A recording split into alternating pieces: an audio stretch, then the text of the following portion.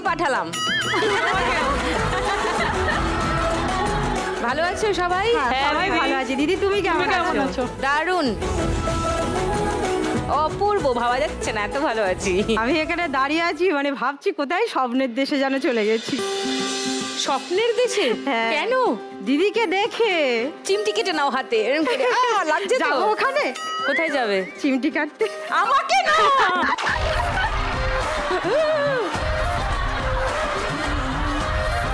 আমি তো বলিনি স্বপ্ন, আমি দেবো চিমটি কেটে, তাহলে বুঝবে যে স্বপ্ন দেখছো না, সত্যি হচ্ছে এটা।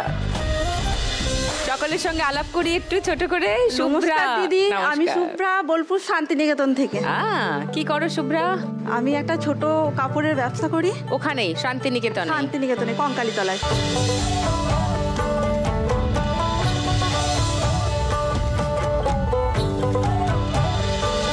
আসছি, ওগুলো দেখবো সব এক এক করে।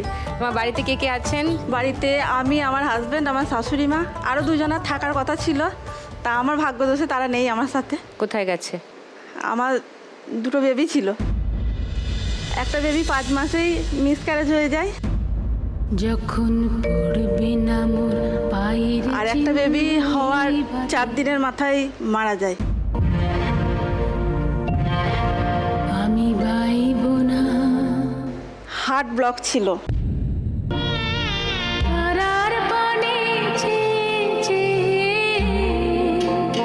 নাই বাই আমায় ডাকলে, যখন পড়বে না মোর পায়ের চিহ্ন এই বাটে।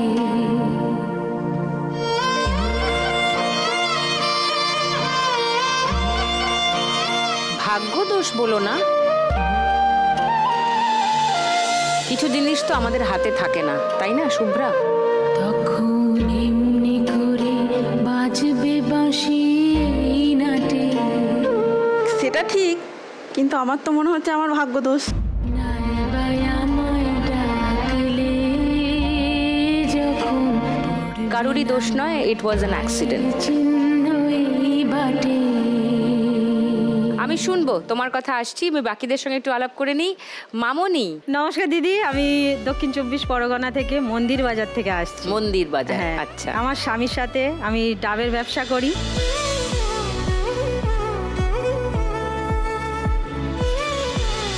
পুজোয় অনেক এদিক ওদিক খেয়েছি, একটু পেটটা ঠান্ডা করতে হবে, বুঝলে? অবশ্যই, হালকা করে ডাব খেতে হবে মনে হচ্ছে। মৌমিতার কাছে আসি। নমস্কার দিদি, আমি উত্তর 24 পরগনা জেলার আমডাঙ্গা থানার অন্তর্গত গাদামারা গ্রাম থেকে আসছি। আচ্ছা।